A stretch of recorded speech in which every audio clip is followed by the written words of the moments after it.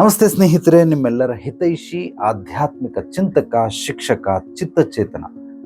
ಆತ್ಮವಿಕಾಸಕ್ಕಾಗಿ, ಮನೋವಿಕಾಸಕ್ಕಾಗಿ ಪ್ರತಿನಿತ್ಯ ಸಂಜೆ 7 ಗಂಟೆಗೆ ತಪ್ಪದೆ ವೀಕ್ಷಿಸಿ ಅತ್ಯುತ್ತಮವಾದಂತಹ ಕಾರ್ಯಕ್ರಮ ಜೀವನ ದರ್ಶನ. ಇಂದಿನ ವಿಷಯ, ಗಂಡನನ್ನ ಪಳಗಿಸುವುದು ಹೇಗೆ. ಯಾರೊಬ್ಳು ಮಹಾತಾಯಿ ಕೇಳಿರೋಂಥದ್ದು, ಅಮ್ಮ ತಾಯಿ, ಗಂಡನನ್ನು ಪಳಗಿಸೋದು ಹೇಗೆ ಅಂತ ಕೇಳಿದೆಯಲ್ಲ, ಅವನನ್ನೇನು ಮೃಗ ಅನ್ಕೊಂಡಿದ್ಯಾ? ನೀನೇನಾದರೂ ಝೂ ಇಟ್ಕೊಂಡಿದ್ಯಾ? ಆ ಮೃಗಗಳನ್ನ ಪಳಗಿಸಿಟ್ಕೊಂಡು ಎಲ್ಲರೂ ಬಂದವ್ರ ಹತ್ರ ಎಲ್ಲ 10 ರೂಪಾಯಿ 100 ರೂಪಾಯಿ ಟಿಕೆಟ್ ಏನಾದರೂ ಮಾಡ್ಕೊಂಡಿದ್ಯಾ? ಗಂಡನನ್ನು ಪಳಗಿಸ್ಕೊಳ್ಳೋದು ಹೇಗೆ? ನಿಜವಾಗ್ಲೂ ಆ ವರ್ಡ್ ಹೆಂಗಿದೆ ನೋಡಿ, ಗಂಡನನ್ನು ಪಳಗಿಸ್ಕೊಳ್ಳೋದು ಹೇಗೆ. ಗಂಡ ಅಂದರೆ ಅದೊಂದು ನಾಯಿ, ಅದೊಂದು ಬೆಕ್ಕು, ಅದೊಂದು ಎಮ್ಮೆ, ಕುರಿ, ಮೇಕೆ ಇದ್ದಂಗೆ. ಪಳಗಿಸ್ಕೊಳ್ಳೋದು ಹೇಗೆ? ಗಂಡನನ್ನು ಪಳಗಿಸ್ಕೊಂಡು ಏನು ಮಾಡ್ತೀಯಮ್ಮ? ಅವನನ್ನು ಪಳಗಿಸ್ಕೊಂಡು ನಿಜವಾಗ್ಲೂ ಅವನ ಕೈಯಲ್ಲಿ ಕೋತಿ ಕುಣಿಸ್ತೀಯ? ಕೋತಿನ ಪಳಗಿಸಿರ್ತಾರೆ, ಕತ್ತಿಗೆ ಚೈನ್ ಹಾಕ್ಬಿಟ್ಟು ಸೈಕಲ್ ತುಳಿತದೆ, ಪಲ್ಟಿ ಹೊಡಿತದೆ, ಒಂದು ಬೆಂಕಿ ರಿಂಗ್ ಒಳಗಡೆ ಜಂಪ್ ಮಾಡುತ್ತೆ. ಸೊ ನೋಡಿದವರೆಲ್ಲ ಚಪ್ಪಾಳೆ ಹೊಡೆದ್ಬಿಟ್ಟು ಎಲ್ಲರೂ 1 ರೂಪಾಯಿ 5 ರೂಪಾಯಿ 10 ರೂಪಾಯಿ ಹಾಕ್ತಾರೆ. ಅದನ್ನ ತಗೊಂಡು ಅವ್ನು ಹೊಟ್ಟೆ ಪಾಡಿಗೆ ಮಾಡ್ತಾನೆ. ಆ ಥರ ನಿನ್ನ ಗಂಡನ ತಗೊಂಡು ಏನೋ ದೊಂಬರಾಟ ಆಡ್ತೀಯ? ಏನಕ್ಕೋಸ್ಕರ ಗಂಡನ ಪಳಗಿಸ್ಬೇಕು? ಅಬ್ಬಾ, ಗಂಡನ ಪಳಗಿಸೋದು ಹೇಗೆ? ನೋಡ್ರೆ, ಯಾರ್ಯಾರು ಹೊಸದಾಗಿ ಬಿಸ್ನೆಸ್ ಮಾಡ್ತಾ ಇದ್ದೀರಾ, ಅದೇನೋ ಸ್ಟಾರ್ಟಪ್ ಬಿಸ್ನೆಸ್ ಮಾಡ್ತಾ ಇದ್ದೀರಾ, ಇದನ್ನ ಒಂದು ಸೆಂಟರ್ ಮಾಡ್ಬಿಡಿ, ಯೂನಿವರ್ಸಿಟಿ ಮಾಡ್ಬಿಡಿ, ಅದಕ್ಕೆ ಅಂತ ಒಂದು ಕೋರ್ಸ್ ಮಾಡಿ ಗಂಡನನ್ನು ಪಳಗಿಸ್ಕೊಳ್ಳೋದು ಹೇಗೆ. ಅದೇ ರೀತಿ ಆ ಕೋರ್ಸ್ ಚೆನ್ನಾಗಿ ನಡೀತು ಅಂದರೆ ನೆಕ್ಸ್ಟ್ ಇನ್ನೊಂದು ಸ್ಟಾರ್ಟಪ್ ಮಾಡಿ ಹೆಂಡತಿಯನ್ನು ಪಳಗಿಸ್ಕೊಳ್ಳೋದು ಹೇಗೆ. ಅದೇ ರೀತಿ ಅದು ಚೆನ್ನಾಗಿ ನಡೀತು ಅಂದರೆ ಇನ್ನೊಂದು ವ್ಯಾಪಾರ ಶುರು ಮಾಡಿ ಮಕ್ಕಳನ್ನು ಪಳಗಿಸ್ಕೊಳ್ಳೋದು ಹೇಗೆ.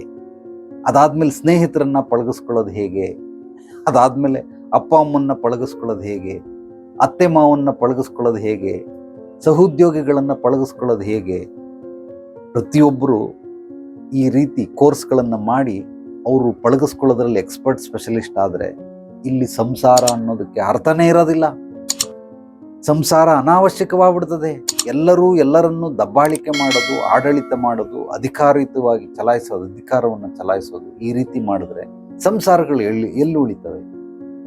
ಗಂಡನನ್ನು ಪಳಗಿಸ್ಕೊಳ್ಬೇಕು ಅಂತಂದ್ರೆ ನಿಜವಾಗ್ಲೂ ಅವನೇನು ಕತ್ತೆನ, ನಾಯಿನ, ಕುದುರೆನ, ಕುರಿನ, ಹಂದಿನ, ಎಮ್ಮೆನ ಅವನನ್ನು ಪಳಗಿಸ್ಕೊಳ್ಳೋದಕ್ಕೆ? ಪ್ರತಿಯೊಬ್ಬ ಮನುಷ್ಯ ಅವನ ಗುಣಸ್ವಭಾವದಿಂದ ಜಗತ್ತಿಗೆ ಗುರುತಿಸ್ಕೊಳ್ತಾನೆ. ಒಂದು ಮಗು ಬಹಳ ಸಂಸ್ಕಾರವನ್ನು ಕಲಿಯುತ್ತೆ, ಮತ್ತೊಂದು ಮಗು ರೌಡಿತನವನ್ನು ಕಲಿಯುತ್ತೆ, ಮತ್ತೊಂದು ಮಗು ಈ ಯುಕ್ತಿಯನ್ನು ಕಲಿಯುತ್ತೆ, ಮತ್ತೆ ಒಂದು ಮಗು ಶಕ್ತಿಯನ್ನು ಕಲಿಯುತ್ತೆ. ಇದೆಲ್ಲ ಸ್ವಂತಿಕೆ. ಒಂದು ಮಗುವಿನ, ಒಬ್ಬ ಮನುಷ್ಯನ ಅಸ್ತಿತ್ವ ಗುರುತಿಸ್ಕೊಳ್ಳೋದೇ ಅವನ ಗುಣ ಸ್ವಭಾವದಲ್ಲಿ. ಆ ಮೂಲ ಗುಣ ಸ್ವಭಾವವನ್ನು ನಾನು ಬದಲಾಯಿಸ್ತೀನಿ ಅಂತ ಹೊರಟ್ರೆ ಅದರಷ್ಟು ಪಾಪಕೃತ್ಯ ಮತ್ತೊಂದಿಲ್ಲ ಜಗತ್ತಲ್ಲಿ. ಪ್ರತಿಯೊಬ್ಬರು ಅರ್ಥ ಮಾಡ್ಕೊಳ್ಳಿ, ನೀವು ಎಮ್ಮೆಯನ್ನ ಏನೇ ಮಾಡಿದ್ರು ಕೂಡ ಅದನ್ನು ಆನೆ ಮಾಡೋದಕ್ಕೆ ಸಾಧ್ಯವಿಲ್ಲ. ಆನೆಯನ್ನ ನೀವು ಏನೇ ಮಾಡಿದ್ರು ಕೂಡ ನಾಯಿ ಆಗೋದಕ್ಕೆ ಸಾಧ್ಯವಿಲ್ಲ. ನಾಯಿ ಥರ ಬೊಗಳು ಅಂದರೆ ಆನೆ ಬೊಗಳೋದಿಲ್ಲ. ನಾಯಿನ ನೀವು ಏನೇ ಮಾಡಿದ್ರು ಗರ್ಜನೆ ಮಾಡು ಅಂತಂದರೆ ನಾಯಿ ಹುಲಿ ಸಿಂಹಗಳ ಥರ ಗರ್ಜನೆ ಮಾಡೋದಿಲ್ಲ. ಹುಲಿ ಸಿಂಹಕ್ಕೆ ಹೋಗಿ ನೀನು ಯಾವ ಥರ ಬುಸ್ಕೊಟ್ಟು ಖಂಡಿತವಾಗಲು ಸಾಧ್ಯವಿಲ್ಲ. ಒಂದೊಂದು ಪ್ರಾಣಿ ಪಕ್ಷಿಗಳು ಅದರದೇ ಆದ ಅಸ್ತಿತ್ವವನ್ನು ಹೊಂದಿದೆ. ಆ ಪ್ರಾಣಿ ಪಕ್ಷಿಗಳನ್ನು, ಗುಣ ಸ್ವಭಾವಗಳನ್ನು ಕೆಲವೊಬ್ಬರು ಮನುಷ್ಯರು ಅಳವಡಿಸ್ಕೊಂಡ್ಬಿಟ್ಟಿರ್ತಾರೆ. ಬೈ ಬರ್ತ್ ಬಂದ್ಬಿಟ್ಟಿರುತ್ತೆ, ಅವರ DNA ಸೇರ್ಕೊಂಡ್ಬಿಟ್ಟಿರ್ತಾನೆ. ಅವನು ಕೋಪಿಷ್ಟ, ಅವನು ಮೌನಿ, ಇವನು ಸಿಕ್ಕಾಬಟ್ಟೆ ಮಾತಾಡ್ತಾನೆ, ತಿಕ್ಕಲ್ ಥರ ಮಾತಾಡ್ತಾನೆ, ಹುಚ್ಚನ್ ಥರ ಇರ್ತಾನೆ, ಅವನ್ ಕಂಡ್ರೆ ಭಯ ಪರ್ಚ್ಬಿಡ್ತಾನೆ. ಸೊ ಖಂಡಿತವಾಗ್ಲೂ ಅವರವರ ಗುಣ ಸ್ವಭಾವಗಳನ್ನು ಅವರು ಹೊಂದಿರ್ತಾರೆ. ಎಲ್ಲ ಪ್ರಾಣಿ ಪಕ್ಷಿಗಳ ಗುಣ ಸ್ವಭಾವ ಮನುಷ್ಯನಲ್ಲಿ ನಾವು ನೋಡಬಹುದು ಒಬ್ಬೊಬ್ಬರಲ್ಲಿ. ಆ ಮೂಲ ಸ್ವಭಾವವನ್ನು ಯಾರಾದರೂ ಬದಲಾಯಿಸಿಕೊಡ್ತಿರಲ್ಲ, ಆಗ ನಿಮ್ಮ ಜೀವನ ಚಿತ್ರ ವಿಚಿತ್ರವಾಗ್ಬಿಡುತ್ತೆ. ಖಂಡಿತವಾಗ್ಲೂ ಆ ಮೂಲ ಸ್ವಭಾವವನ್ನು ಯಾವುದೇ ಕಾರಣಕ್ಕೂ ಬದಲಾಯಿಸಬೇಕು. ಪರಿಸ್ಥಿತಿ ಮನಸ್ಥಿತಿಯ ಮೇಲೆ ನಿರ್ಧಾರಿತವಾಗಿರುತ್ತೆ. ಹೆಚ್ಚು ಸಮಯ, ಹೆಚ್ಚು ಕಾಲ ಇದೇ ರೀತಿ ಆಗುತ್ತೆ. ಎಲ್ಲ ಪರಿಸ್ಥಿತಿಗಳು ನಿಮ್ಮ ಮನಸ್ಥಿತಿಯಿಂದ ಅದು ಪರಿವರ್ತನೆಗೊಳ್ಳುತ್ತೆ. ಆದ್ದರಿಂದ ಮೊದಲು ಮನಸ್ಥಿತಿಗಳನ್ನು ನೀವು ಪರಿವರ್ತನೆ ಮಾಡಿಕೊಳ್ಬೇಕು. ಮೊದಲು ಇಲ್ಲಿ ಸರಿ ಮಾಡ್ಕೊಳ್ಳಿ, ಹೊರಗಡೆ ಸರಿ ಮಾಡಕ್ಕೆ ಹೋಗ್ಬೇಡಿ. ಇಲ್ಲಿ ಸರಿ ಮಾಡ್ಕೊಂಡ್ರೆ ಹೊರಗಡೆ ಅದ್ಭುತವಾಗಿ ಸರೋಗ್ಬಿಡುತ್ತೆ. ಅದೇನು ಅಕಸ್ಮಾತ್ ಸರೋಗ್ಲಿಲ್ಲ ಅಂದ್ರೂ ತೊಂದರೆ ಇಲ್ಲ. ಒಂದು ಉದಾಹರಣೆ ನಿಮ್ಗೆ ಹೇಳ್ತೀನಿ. ಯಾರೋ ಒಬ್ಬ ಈ ಬೀದಿಲಿ ಇರೋನು, ಏನಪ್ಪ ನಿನಗೆ ಈ ಥರ ನಿನ್ನ ಹೆಸರು ಈ ಥರ ಗಾಡಿ ಕಳೆದೋಗಿದೆ ಅಂತ ಕಂಪ್ಲೇಂಟ್ ಮಾಡಿದ್ದಲ್ಲ, ಸೊ ಬಾ ನಿನಗೆ ಕರಿತೀನಿ ಅಂತ. ಇವನು ನೀನು ಯಾವನೆಯ ನನಗೆ ಹೇಳಕ್ಕೆ, ಯಾಕಯ್ಯ ಗುದ್ಬಿಟ್ಟು ಹೋಗ್ಬಿಟ್ಟಿದ್ದೆ, ಅದಕ್ಕೋಸ್ಕರ ಕಂಪ್ಲೇಂಟ್ ಮಾಡಿದ್ದಾರೆ ಅಂತ. ಕಂಪ್ಲೇಂಟ್ ಅಂದರೆ ಪೊಲೀಸು ಅಂತ ಅವನು ಹೇಳಲಿಲ್ಲ, ಈ ಥರ ಗುದ್ಬಿಟ್ಟು ಹೋಗ್ಬಿಟ್ಟಿದ್ದೆ, ನೀನು ಯಾವನ್ನ ಕೇಳಕ್ಕೆ, ನಾನು ಗುದ್ದೆ ಕಣ, ಹಂಗೆ ಹಿಂಗೆ ಹೋಗ ಬಾರ ಅಂತ ಇಷ್ಟ ಬಂದಂಗೆ ಮಾತಾಡ್ತಾನೆ. ಯೋ ಗುದ್ಬಿಟ್ಟಿದ್ಯಾ, ಅದಕ್ಕೆ ಏನು ಬೇಕು, ಅದಕ್ಕೆ ಆಕ್ಸಿಡೆಂಟ್ ಪರಿಹಾರ ಕೊಡಬೇಕಲ್ಲ, ಅದಕ್ಕೆ ಏನು ಡ್ಯಾಮೇಜ್ ಆಗಿದೆ ಅದನ್ನು ಹೋಗ ಇನ್ಸೂರೆನ್ಸ್ಗೆ ಹೋಗಿ ಕೊಡ್ತಾರೆ ಅವರು, ನನ್ನ ಹತ್ರ ಏನೋ ನೀನು ಕೇಳೋದು ಹಂಗೆ ಹಿಂಗೆ. ನಾನು ಯಾರು ಗೊತ್ತಾ, ನೀನು ಯಾರಾದ್ರೆ ನನಗೇನಲ್ಲಿ, ನಾನು ಸಬ್ ಇನ್ಸ್ಪೆಕ್ಟರ್ ಮಾತಾಡ್ತೀನಿ. ಆ ಕಡೆಯಿಂದ ಮೌನ. ಸಾರಿ ಸರ್, ದಯವಿಟ್ಟು ಕ್ಷಮಿಸಿ, ರಿಯಲಿ ಸಾರಿ ಸರ್, ಯಾರೋ ಹುಡುಗರು ರೇಗಿಸ್ತಾರೆ ಅಂತ ನಾನು ಹಂಗೆ ಮಾಡಿ. ಇವಾಗ ಇದ್ದಂಥ ಮಾತು ಇನ್ನೊಂದು ಕ್ಷಣದಲ್ಲಿಲ್ಲ. ಯಾಕೆ? ಅಧಿಕಾರ. ಈಗ ಮನಸ್ಥಿತಿ ಹೆಂಗಿತ್ತು ಅದು ಗೊತ್ತಾದ ನಂತರ ಹಂಗಾಗೋಯ್ತು. ಯಾಕೆ? ಪ್ರತಿಯೊಬ್ಬರು ಮನಸ್ಸನ್ನ ಅಧ್ಯಯನ ಮಾಡಿ, ನಿಜವಾಗ್ಲೂ ನೀವೇನಾದ್ರೂ ಕಲಿಯೋಂಗಿದ್ರೆ ಮನಃಶಾಸ್ತ್ರವನ್ನು ಕಲಿಯಿರಿ, ಸೈಕಾಲಜಿ ಓದಿ. ಅದನ್ನು ಓದಕ್ಕೆ ನೀವು ಮತ್ತೆ ತಿರ್ಗಾ ಪಾಸ್ ಮಾಡಿ ಕಾಲೇಜ್ಗೆ ಹೋಗ್ಬೇಕು, ಅಲ್ಲಿ ಓದೋಕೆ ಕಲ್ತ್ಕೊಳ್ಬೇಕು, ಆ ಥರದ್ದು ಏನು ಅವಶ್ಯಕತೆ ಇಲ್ಲ. ನಿಜವಾಗ್ಲೂ ಸೈಕಾಲಜಿಯನ್ನು ಓದಿ. ಯೂಟ್ಯೂಬಲ್ಲಿ ಸಿಗುತ್ತೆ, ಫೇಸ್ಬುಕ್ಕಲ್ಲಿ ಸಿಗುತ್ತೆ, ಗೂಗಲಲ್ಲಿ ಸಿಗುತ್ತೆ, ಟೆಕ್ಸ್ಟಲ್ಲಿ ಸಿಗುತ್ತೆ, ಬುಕ್ಗಳು ಸಿಗ್ತವೆ, ಅಥವಾ ಕೋರ್ಸ್ಗಳು ಇದೆ. 1 day course, 1 week, 1 month course, 1 year course ಇದೆ. ಮಾಡಿ, ಒಂದು ಕೋರ್ಸ್ಗಳನ್ನು ಮಾಡಿ, ಸೈಕಾಲಜಿಕಲಿ ಮನಸ್ಸನ್ನು ಹೇಗೆ ಪಳಗಿಸ್ಕೊಳ್ಳೋದು ಅಂತ ಇದನ್ನು ಕಲ್ತ್ಕೊಳ್ಳಿ. ಜಗತ್ತಲ್ಲಿರೋ ಯಾವುದೇ ಪ್ರಾಣಿ ಪಕ್ಷಿಗಳನ್ನು ನೀವು ಪಳಗಿಸಿದ್ರು, ಗಂಡ ಹೆಂಡತಿ ಮಕ್ಕಳು ಮನೇಲಿರೋ ಯಾವುದೇ ಮನುಷ್ಯನನ್ನು ಪಳಗಿಸಿದ್ರು ಕೂಡ ನಿಮ್ಮನ್ನ ನೀವು ಪಳಗಿಸ್ಕೊಳ್ಳಿಲ್ಲ, ನಿಮ್ಮ ಮನಸ್ಸನ್ನು ನೀವೇ ಪಳಗಿಸ್ಕೊಳ್ಳಿಲ್ಲ ಅಂದರೆ ಇವೆಲ್ಲ ಏನು ನಯಾ ಪೈಸಕ್ಕೆ ಉಪಯೋಗ ಬರಲ್ಲ. ಮೊದಲು ನಾನು ತಿಂದು ಗಟ್ಟಿಯಾಗಿದ್ದರೆ ಹೆಂಡತಿ ಮಕ್ಕಳನ್ನು ಸಾಕಬಹುದು, ಅವ್ರನ್ನ ಬಿಟ್ಟು ಕುಟುಂಬವನ್ನು ಸಾಕಬಹುದು, ಇನ್ನು ಯಾರನ್ನು ಬೇಕಾದ್ರೆ 100 ಜನ, 1000 ಜನ, 1,00,000 ಜನ ಬೇಕಾದ್ರೆ ಸಾಕಬಹುದು. ನಾನೇ ಹೀನಾಯ ಸ್ಥಿತಿಯಲ್ಲಿದ್ದೀನಿ, ನಾನೇ ಅನಾರೋಗ್ಯ ಪಟ್ಟಿದ್ದೀನಿ, ನಾನು ಇನ್ನೊಬ್ಬರನ್ನ ಹೇಗೆ ಮಾಡೋದು? ಈ ಭಿಕ್ಷೆ ಬೇಡ್ಕೊಂಡು ತಿಂತಾವನೆ, ಅವನು ಸಮಾಜ ಸೇವೆ ಮಾಡ್ತಾನಂತೆ. ಭಿಕ್ಷೆ ಬೇಡ್ಕೊಂಡು ತಿಂತಾವನೆ, ಅವನಿಗೆ ತಿನ್ನಕ್ಕೆ ಊಟ ಇಲ್ಲ, ಇನ್ನು ಬೇರೆಯವ್ರಿಗೆ ಎಲ್ಲಿಂದ ಅವನು ಸಹಾಯ ಮಾಡ್ತಾನೆ? ಹೇಗೆ ಸಹಾಯ ಮಾಡ್ತಾನೆ? ಅದೇ ರೀತಿ ನೀವು ಪಳಗಿಸ್ತೀನಿ, ಗಂಡನ ಪಳಗಿಸೋದು ಹೇಗೆ ಅಂತ ಕೇಳೋದಕ್ಕಿಂತ ಮೊದಲು ನನ್ನ ಮನಸ್ಥಿತಿಯನ್ನ, ನನ್ನ ಮನಸ್ಸನ್ನು ಹೇಗೆ ಪಳಗಿಸ್ಕೊಳ್ಳಿ ಅಂತ ಕೇಳಬೇಕು. ಇಲ್ಲಿದೆ ಸೂತ್ರ, ಇಲ್ಲಿದೆ ರಹಸ್ಯ, ಇಲ್ಲಿದೆ ತಂತ್ರ, ಇಲ್ಲಿದೆ ಯುಕ್ತಿ. ಇಲ್ಲಿಂದ ನಾವು ಬದಲಾಗಬೇಕೆ ಹೊರತು ಹೊರಗಡೆಯಿಂದ ಯಾರನ್ನೂ ಬದಲಾಯಿಸೋದ್ರಿಂದ ನಯಾ ಪೈಸೆ ಉಪಯೋಗ ಇಲ್ಲ. ನೀನು ಅವನನ್ನು ಅಕಸ್ಮಾತ್ ಆ ರೀತಿ ಏನಾದರೂ ಕುತ್ತಿಗೆಗೆ ಮೆಟ್ರೆ ಹಿಡಿದು ಅಮ್ಕೋದು ಅಂತಾರೆ, ಆ ಥರ ಅಮುಕ್ಬಿಟ್ಟು ಏನಾದರೂ ಅವನನ್ನು ನಾಯಿ ಥರ ಸಾಕ್ಕೊಂಡಿದ್ರೆ, ಕೋತಿ ಥರ ಸಾಕ್ಕೊಂಡಿದ್ರೆ ತಾತ್ಕಾಲಿಕವಾಗಿ ಇರ್ತಾನೆ. ಯಾವತ್ತೂ ಒಂದು ದಿವಸ ಅವನು ನಿನ್ನನ್ನು ಬಿಟ್ಬಿಟ್ಟು ಓಡೋಗ್ಬಿಡ್ತಾನೆ. ಇಲ್ಲಿ ಕಟ್ಟಾಕುವಂಥ ಅವಶ್ಯಕತೆ ಇಲ್ಲ, ಪಳಗಿಸುವಂಥ ಅವಶ್ಯಕತೆನೇ ಇಲ್ಲ. ಬುದ್ಧನ ಆಶ್ರಮದಲ್ಲಿ ಎಲ್ಲ ಪ್ರಾಣಿ ಪಕ್ಷಿಗಳು ಬಂದು, ವ್ಯಾಘ್ರ ಮೃಗಗಳು, ಹುಲ್ಲು ತಿನ್ನುವಂತಹ ಪ್ರಾಣಿಗಳು ಬಂದಿರ್ತವೆ. ನವಿಲು, ಗಿಳಿ, ಅಳಿಲು, ಹಾವು ಎಲ್ಲವೂ ಕೂಡ ಬಂದಿರುತ್ತೆ. ಅವನು ಕರೆಯಲ್ಲ, ಬನ್ನಿ ಬನ್ನಿ ಬನ್ನಿ ಅಂತ. ಅದಕ್ಕೆ ಯಾವುದು ಪಂಜರಗಳಿಟ್ಟಿಲ್ಲ.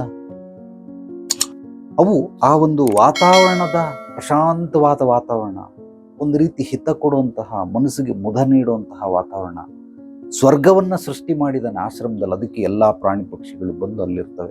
ಅಕಸ್ಮಾತ್ ಆ ಗಿಳಿನ ತಗೊಂಡೋಗಿ ಎಲ್ಲೋ ಬೇರೆ ಕಡೆ ಬಿಟ್ಬಿಟ್ಟು ಬಂದರೂ ಕೂಡ ಮತ್ತೆ ತಿರ್ಗಾ ಅದು ಹಾರ್ಕೊಂಡು ಬರ್ತದೆ. ಆ ನವಿಲನ್ನ ಬರಬೇಡಿ ನೀವು ಹೋಗಿ ಅಂದ್ರೂ ಕೂಡ ಮತ್ತೆ ಬಂದೇ ಬರ್ತವೆ. ಯಾಕೆ ಬರ್ತವೆ? ಇಲ್ಲಿ ಸ್ವತಂತ್ರ ಇದೆ, ಇಲ್ಲಿ ಪ್ರೀತಿಗೆ ಬೆಲೆ ಇದೆ, ಇಲ್ಲಿ ಖಂಡಿತವಾಗಲೂ ಎಲ್ಲರೂ ಕೂಡ ಇರೋಕ್ಕೆ ಇಷ್ಟಪಡ್ತಾರೆ. ನಿಮ್ಮ ಮನೆಗಳಲ್ಲಿ ನಿಮ್ಮ ಮಕ್ಕಳನ್ನ ಈ ನೆಂಟರು ಇಷ್ಟರ ಮನೆಗೆ ಕಳಿಸ್ತೀರಾ, ಇವ್ರ ಮನೆಗೆ ಹೋಗಿ, ನಾನು ಹೋಗಲ್ಲ ಅವ್ರ ಮನೆಗೆ. ಯಾರ ಮನೆಗೆ ಹೋಗ್ತಾರೆ? ಇಂಥವ್ರ ಮನೆಗೆ ಹೋಗ್ತೀನಿ. ಯಾಕೆ ಹೇಳ್ತಾರೆ ಇಂಥವ್ರ ಮನೆಗೆ ಹೋಗ್ತೀನಿ ಅಂತ? ಅಲ್ಲಿ ಅವ್ರಿಗೆ ಪ್ರೀತಿ ಸ್ವತಂತ್ರ ಸಿಗುತ್ತೆ, ಅದಕ್ಕೋಸ್ಕರ ಅಲ್ಲಿ ಹೋಗ್ತಾರೆ. ಯಾಕೆ ಇಲ್ಲಿ ಹೋಗಲ್ಲ? ಇಲ್ಲಿ ಪ್ರೀತಿ ಸ್ವತಂತ್ರ ಸಿಗಲ್ಲ, ಅದಕ್ಕೋಸ್ಕರ ಅಲ್ಲಿ ಹೋಗ್ತಾರೆ.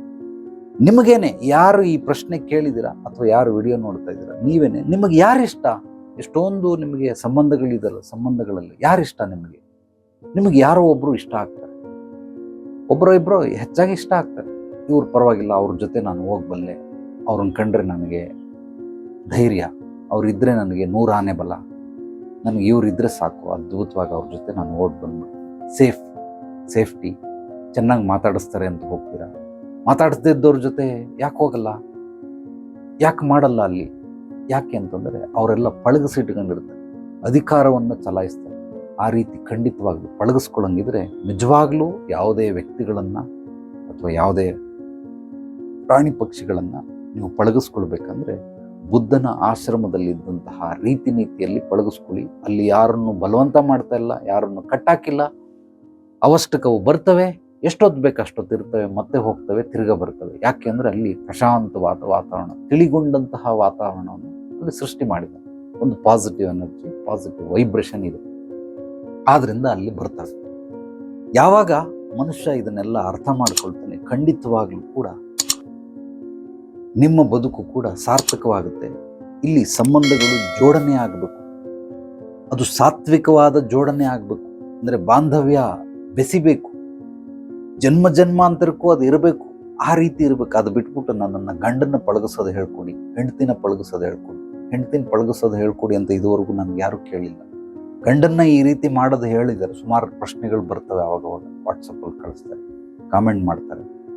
ಖಂಡಿತವಾಗ್ಲೂ ಆ ರೀತಿ ತಿಳ್ಕೊಂಬೇಡಮ್ಮ. ಮೊದಲು ನಿನ್ನ ಮನಸ್ಥಿತಿಯನ್ನು ಪಳಗಿಸ್ಕೊ.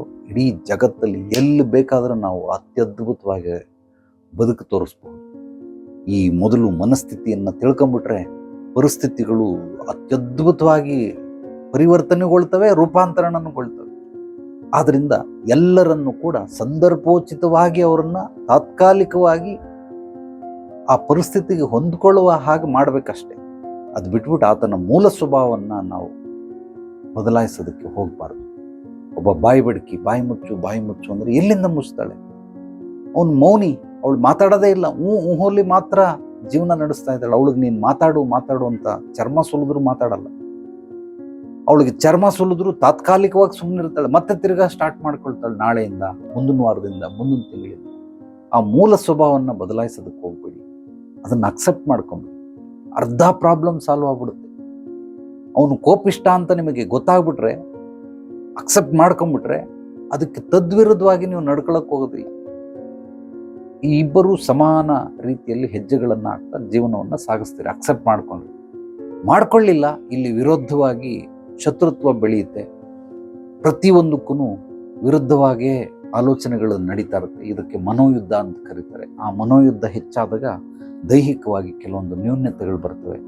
ಏನೋ ಸಣ್ಣ ಪುಟ್ಟ ಕಾಯಿಲೆ ಬಂದರೆ ವಾಸಿ ಮಾಡ್ಕೊಳ್ಬಹುದು, ದೊಡ್ಡ ದೊಡ್ಡ ಕಾಯಿಲೆಗಳು ಬಂದ್ಬಿಡ್ತವೆ. ಇದನ್ನು ಬ್ಲಾಕೇಜಸ್ ಅಂತ ಕರೀತಾರೆ. ಆ ಬ್ಲಾಕೇಜಸ್ನೆಲ್ಲ ರಿಮೂವ್ ಮಾಡೋದು ಬಹಳ ಕಷ್ಟ ಆಗ್ಬಿಡುತ್ತೆ. ಯಾಕೆಂದರೆ ಮಾನಸಿಕವಾಗಿ ವಿರುದ್ಧವಾಗಿ ನಡೀತಾ ಇರ್ತಾರೆ. ಗಂಡ ಹಿಂಗಿರ್ಬೇಕಾಯ್ತು, ಮಕ್ಳು ಹಿಂಗಿರ್ಬೇಕಾಯ್ತು, ಹಂಗಿರಲ್ಲ. ಗಂಡ ಇರೋದೇ ಹಂಗೆ, ಮಕ್ಳು ಇರೋದೇ ಹಂಗೆ, ಅತ್ತೆ ಮಾವ ಇರೋದೇ ಹಂಗೆ. ಅವ್ರು ಹಿಂಗಿದ್ದಿದ್ರೆ ಚೆನ್ನಾಗಿತ್ತು, ಇವನು ಹಿಂಗಿದ್ದಿದ್ರೆ ಚೆನ್ನಾಗಿ, ಇವಳು ಹಿಂಗಿದ್ದಿದ್ರೆ ಚೆನ್ನಾಗಿತ್ತು. ಹಂಗಿರಕ್ಕೆ ಸಾಧ್ಯವಿಲ್ಲ. ಅವ್ರವ್ರು ನೀನು ಹಿಂಗೆ ಇರಬೇಕು ಅಂತ ತಿಳ್ಕೊಳ್ತೀಯ. ಈಗ ಅವರು ನಿನ್ನನ್ನು ಹಿಂಗಿರ್ಬೇಕು ಅಂತಾರೆ, ನೀನು ಇರ್ತೀಯ? ಇರಕ್ಕೆ ಸಾಧ್ಯವಾಗುತ್ತಾ? ಇಲ್ಲ. ನಿನಗೆ ಸ್ವತಂತ್ರ ಪ್ರೀತಿ ಬೇಕು, ಅವ್ರಿಗೆ ಮಾತ್ರ ಸ್ವತಂತ್ರ ಪ್ರೀತಿ ಬೇಡ. ಅವ್ರನ್ನ ನೀನು ಕಟ್ಟಾಕ್ಬಿಡ್ಬೇಕು, ಸುಟ್ಟಾಕ್ಬಿಡ್ಬೇಕು. ಅವ್ರನ್ನ ತಗೊಂಡೋಗಿ ಒಂದು ಪಂಜರದಲ್ಲಿ ಇಟ್ಬಿಡ್ಬೇಕು. ನೀನು ಹೇಳ್ದಂಗೆ ಕೇಳ್ಕೊಂಡು ಕುಂತ್ಕೊಳ್ಳೋ ಅಂತ ಈ ಕೋತಿ ಕುಣಿತದಲ್ಲ, ಹಂಗೆ ಕುಣಿಸ್ಬೇಕು ಗಂಡನ್ನ. ಹಂಗಾಗ್ತದ? ಖಂಡಿತವಾಗ್ಲೂ ಆಗೋದಿಲ್ಲ. ಆದ್ದರಿಂದ ನನಗೆ ಬಹಳ ಇಷ್ಟ, ಪ್ರತಿಯೊಬ್ಬರು ಕೂಡ ಬುದ್ಧಿವಂತರಾಗಬೇಕು, ಜ್ಞಾನಿಗಳಾಗಬೇಕು. ಬುದ್ಧಿವಂತ ಜ್ಞಾನಿ ಇಲ್ಲದೇ ಇದ್ರೂ ಪರವಾಗಿಲ್ಲ, ಸಂಭಾಳಿಸ್ಕೊಂಡು ಹೋಗ್ಬೇಕು. ಸಂಸಾರವನ್ನು ಅತ್ಯದ್ಭುತವಾಗಿ ಸಂಭಾಳಿಸ್ಕೊಂಡು ಅಭಿವೃದ್ಧಿ ಸಮೃದ್ಧಿ ಆಗೋ ಮಟ್ಟದಲ್ಲಿ ಸಂಭಾಳಿಸ್ಬೇಕು. ಅದಕ್ಕೆ ಯಾರ್ಯಾರಿಗೆ ಆತ್ಮ ಸಮೃದ್ಧಿ ಯೋಗ ಈ ಒಂದು ನಿಮ್ಮ ಜೀವನವನ್ನು ಉತ್ತಮವಾಗಿ ನಡೆಸ್ಕೊಂಡು ಹೋಗೋದಕ್ಕೆ ದಾರಿ ಮಾಡಿಕೊಡುತ್ತೆ. ಇದೊಂದು ಅಮೃತ ಇದ್ದಂಗೆ. ಇದನ್ನು ಆಸಕ್ತಿ ಇದ್ದರೆ ಖಂಡಿತವಾಗ್ಲೂ ಕೇಳಿ. ನಾನು ನಿಮ್ಗೆ 21 ಅಧ್ಯಯನಗಳ ಒಂದು ಕೋರ್ಸನ್ನು ಕೊಡ್ತೀನಿ, 2999 ರೂಪಾಯಿ. ಇಲ್ಲ ನನಗೆ ಅದು ಒಟ್ಟಿಗೆ ಕೊಡೋಕ್ಕಾಗೋದಿಲ್ಲ ಅಂದರೆ 199 ರೂಪಾಯಿ ಕೊಟ್ಟರೆ ಒಂದೊಂದೇ ಕೋರ್ಸ್ಗಳನ್ನು ನಿಮಗೆ ಕೊಡ್ತಾ ಹೋಗ್ತೀನಿ. ಅದನ್ನು ನೋಡಿ ನಿಮಗೆ ಯಾವುದೇ ರೀತಿ ಪ್ರಶ್ನೆಗಳಿದ್ರೆ ನನ್ನೊಂದಿಗೆ ಮಾತಾಡಿ ಅದಕ್ಕೆ ಡೌಟ್ಗಳನ್ನು, ಸಂಶಯವನ್ನು ದೂರ ಮಾಡಿಕೊಳ್ಬಹುದು. ಸೊ ಒಂದೊಂದನ್ನೇ 199 ರೂಪಾಯಿ ಒಂದು ಅಧ್ಯಯನ. ಅದನ್ನು ನೋಡಿದ್ಮೇಲೆ ಹೇಳಿ ಇನ್ನೊಂದು ಅಧ್ಯಯನ ಕಳಿಸಿ. 21 ಅಧ್ಯಯನ, ಏನನ್ನು ಮಾಡಬಾರ್ದು, ಏನು ಮಾಡಬೇಕು, ಹೇಗೆ ಮಾಡಬೇಕು, ಒಬ್ಬರನ್ನ ಅರ್ಥ ಮಾಡ್ಕೊಳ್ಳೋದು ಹೇಗೆ, ನಾವು ಅರ್ಥ ಮಾಡಿಸೋದು ಹೇಗೆ, ಇದೆಲ್ಲವೂ ಕೂಡ ಅದರಲ್ಲಿ ಅತ್ಯದ್ಭುತವಾಗಿ ವಿವರವಾಗಿದೆ. ಒಬ್ಬೊಬ್ಬನ ಮನಸ್ಥಿತಿ, ಪರಿಸ್ಥಿತಿಗಳು ಹೇಗೆ ನಿರ್ಮಾಣವಾಗುತ್ತೆ, ಹೇಗೆ ನಿರ್ಮಿಸ್ಕೊಳ್ಬಹುದು, ನಮ್ಮ ಭವಿಷ್ಯವನ್ನು ರೂಪಿಸ್ಕೊಳ್ಳೋದು ಹೇಗೆ, ಅತ್ಯದ್ಭುತವಾಗಿ ಸಾರ್ಥಕ ಮಾಡ್ಕೊಳ್ಳೋದು ಹೇಗೆ, ಆರೋಗ್ಯ, ತೃಪ್ತಿ, ನೆಮ್ಮದಿಯನ್ನು ಪಡ್ಕೊಳ್ಳೋದು ಹೇಗೆ ಅನ್ನೋದೆಲ್ಲವೂ ಅದರಲ್ಲಿ ಬಿಡಿಯಾಗಿ ತಿಳಿಸಿ ಹೇಳಿದ್ದೀನಿ. ಆಸಕ್ತಿ ಇದ್ದವರು ನನ್ನ ವಾಟ್ಸಪ್ ನಂಬರ್ಗೆ I am interested in ASY ಅಂತ ಹಾಕಿ ನಾನು ನಿಮಗೆ ಅದರ ಡೀಟೇಲನ್ನು ಕಳಿಸ್ತೀನಿ. ಈ ವಿಡಿಯೋವನ್ನು ನಿಮ್ಮೆಲ್ಲ ಸ್ನೇಹಿತರಿಗೆ, ಆತ್ಮೀಯರಿಗೆ ಶೇರ್ ಮಾಡಿ. ಪಾಸಿಟಿವ್ ವಿಚಾರಗಳನ್ನು ಪ್ರತಿಯೊಬ್ಬರಿಗೂ ತಿಳಿಸಿ. ಜ್ಞಾನ ಹಂಚೋದ್ರಿಂದ ಬೆಳೆಯುತ್ತೆ. ನಮ್ಮ ಚಾನಲನ್ನು ಮೊದಲನೇ ಬಾರಿ ಭೇಟಿ ನೀಡಿದರೆ ತಪ್ಪದೇ ಮರೆಯದೆ ಸಬ್ಸ್ಕ್ರೈಬ್ ಮಾಡಿ, ಲೈಕ್ ಮಾಡಿ, ಕಾಮೆಂಟ್ ಮಾಡಿ. ನಿಮ್ಮ ಅನಿಸಿಕೆ ಅಭಿಪ್ರಾಯಗಳನ್ನು ನನ್ನ ವಾಟ್ಸಪ್ ನಂಬರ್ ವಾಯ್ಸ್ ಮೆಸೇಜ್ ಕೂಡ ಕಳಿಸ್ಬೋದು. ಎಲ್ರಿಗೂ ಒಳ್ಳೆಯದಾಗಲಿ. ನಾಳೆ ಮತ್ತೆ ಭೇಟಿಯಾಗೋಣ ಮತ್ತಷ್ಟು ಸತ್ವಭರಿತ ವಿಚಾರಗಳೊಂದಿಗೆ. ಎಲ್ಲರೊಳಗಡೆಗಿರುವ ಭಗವಂತನಿಗೆ ನನ್ನ ಭಕ್ತಿಪೂರ್ವ ಪ್ರಣಾಮಗಳು. ಸರ್ವೇ ಜನೋ ಸುಖಿನೋ ಭವಂತು. ಶುಭರಾತ್ರಿ.